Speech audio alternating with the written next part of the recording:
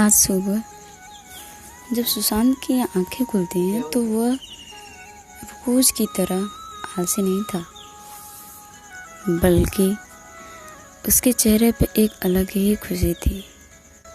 वह आज बहुत ही खुश था क्योंकि जो सपने वो क्लास से ही देखता आ रहा है अब वह पूरे होने वाली है।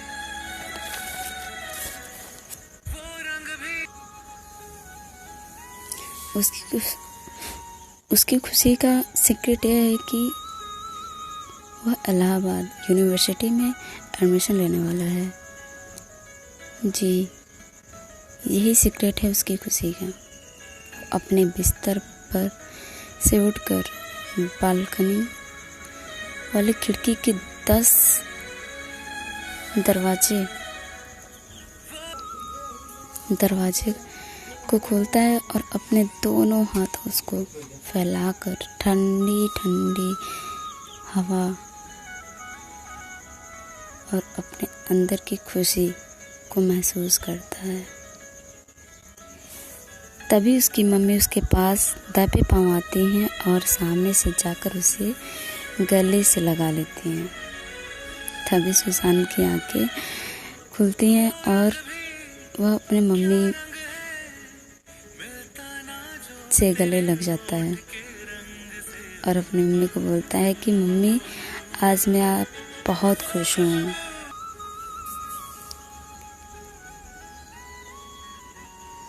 तो उसकी मम्मी बोलती है, हाँ बिट्टू, मुझे पता है तुम कितने खुश हो। और वह सुशांत के माथे को चूमकर बोलती हैं कि मेरे बिट्टू को खुशी की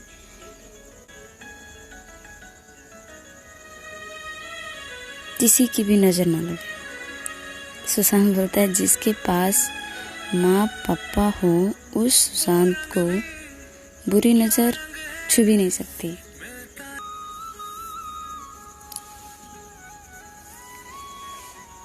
अच्छा, अब ज़्यादा बातें करोगे तो देर हो जाएगी बिट्टू।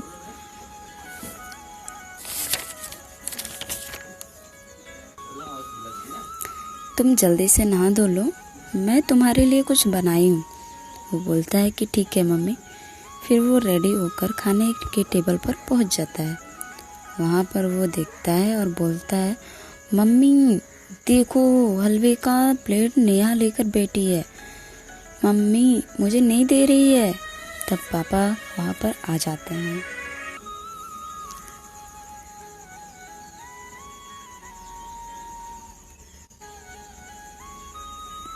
और पापा बोलते हैं, क्या हुआ मेरे सड्डो लोग? तो दोनों सुशांत और नेहा बोलते हैं कि पापा, क्या हम दोनों सड़े हुए हैं क्या, जो ऐसे बुलाते हो आप हम दोनों को? तभी वहाँ पे मम्मी आ जाती हैं और बोलती हैं कि बेटा, ये जो तुम्हारे पापा हैं ना, ये जो तेरे पापा हैं ना, ये बड़े ही आलसी हैं। इतने आलसी हैं कि ये किसी का पूरा नाम भी नहीं लेते हैं, सिर्फ शॉर्टकट में बुलाते हैं। जैसे कि तुम दोनों को सन डॉटर की जगह सड्डो बुलाते हैं। इतने में ही सब लोग हंसने लगते हैं और हंसते हुए सुशांत की नींद टूट जाती है, क्योंकि वह इलाहाबाद यूनिवर्सिटी के हॉस्टल में नहीं बल्कि ये किस किराए के रूम में रहता है।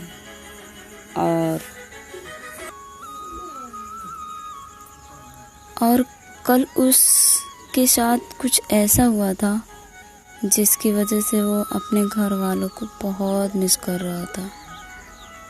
इतना मिस कर रहा था कि आज घर वालों के साथ वो सपने में बहुत खुश था, बहुत खुश था। अब हुआ क्या था, आगे देखते हैं। चलिए मैं आपको सुशांत के बारे में शुरुआत से बताती हूँ। सुशांत एक कानपुर का रहने वाला लड़का है, जो जब 6th क्लास में पढ़ता था तभी से सपने देख रहा है कि वो इलाहाबाद में पढ़ेगा। लेकिन उसकी ये सपना आज इंटर पास होने के बाद पूरी होने वाली है।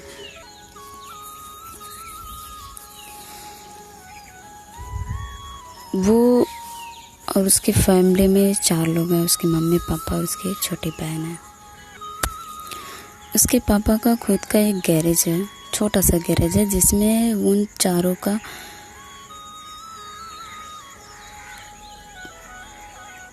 खर्चा निकल जाता है। पढ़ाई लिखाई, घर का काम, घर का खर्चा सब निकल जाता है। और सुशांत वैसे नहीं रहना चाहता, वो कुछ बदलना चाहता है, जिसकी वजह से उसे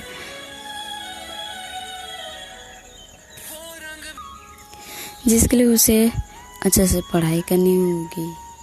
वो छोटा है तभी से बहुत समझदार था।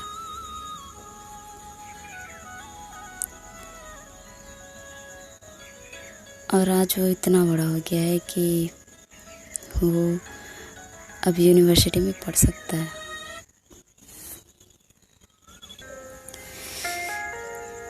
कल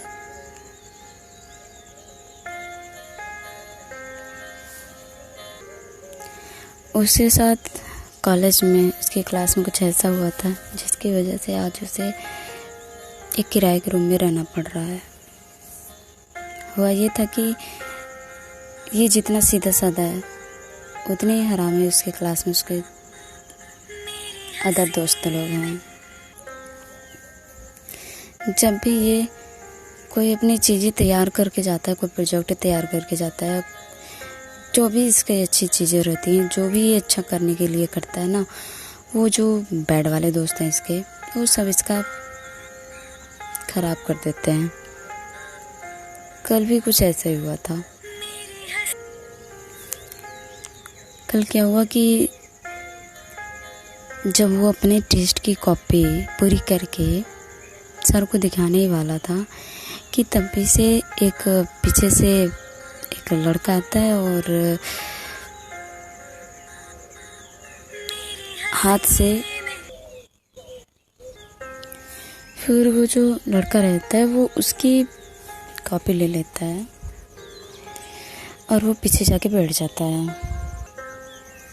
और जब सुशांत की पारी आती है तो उसके पास बुक नहीं रहती, वो पीछे से मांगता रहता है, मुझे मेरी बुक दो, मुझे मेरी बुक दो। तो नहीं तो मैं सर को बता दूंगा। तो कहता है बेचा मैं नहीं दे रहा। तो उसको इतना गुस्सा आता है, सुशांत को इतना गुस्सा आता है कि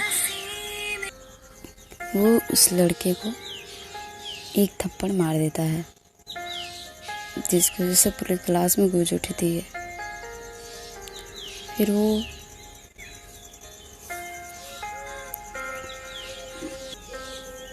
सर बोलते हैं कि क्या हुआ ये, तो वो लड़का फट से उठता है, बोलता है कि सर इसने मुझे मारा है।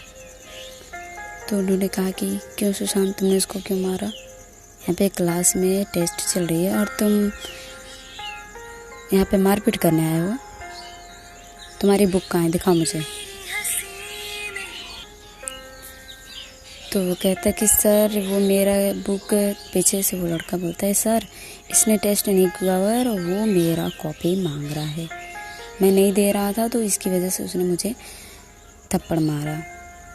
इतने में सर उसे क्लास से बाहर जाने के लिए बोल देते हैं, सुशांत तुम चलो बाहर चलो, बाहर चलो, मैं तुमसे बाद में बात करता हूँ। फिर सुशांत को बाहर कर दिया जाता है। सर बोलते हैं, लास्ट में जब सर आते हैं बाहर, कहते हैं चलो हमारे केबिन में, हम प्रिंसिपल सर से बात करेंगे। तो प्रिंसिपल सर के पास लेके जाते हैं उसको और वहाँ पे जो हुआ रहता है सब बताते हैं। और क्या है कि वो टीचर जो टीचर है वो भी थोड़ा थोड़ा सुशांत से चिढ़ते हैं। क्या है कि सुशांत ने एक दिन उनको क्लास में सिगरेट पीते हुए पकड़ लिया था और प्रिंसिपल के पूछने पे वो बता देता है कि सर ने ही सिगरेट पिया है, जिसकी वजह से सर को 1 हफ्ते के लिए इंस्टिगेट कर दिया जाता है। इसी वजह से सर उससे हमेशा नाराज़ रहते हैं और वो जाकर प्रिंसिपल के सामने सुशांत को यही बोलते हैं कि इसने अपना टेस्ट नहीं दिया हुआ है, जिसकी वजह से सर उसको हॉस्टल से भी बाहर निकाल देते हैं। बोलते हैं कि तुम्हें जहाँ रहना है तुम रहो, बस हॉस्टल में नहीं रहना है, तुम आना पढ़ाई करना और यहाँ से फिर चले जाना। यही वजह है कि सुशांत अब किराए के रूम में रह रहा है। अभी तक उसके घर में किसी को पता नहीं है और वो अपने घर वाले को बहुत मिस कर रहा है।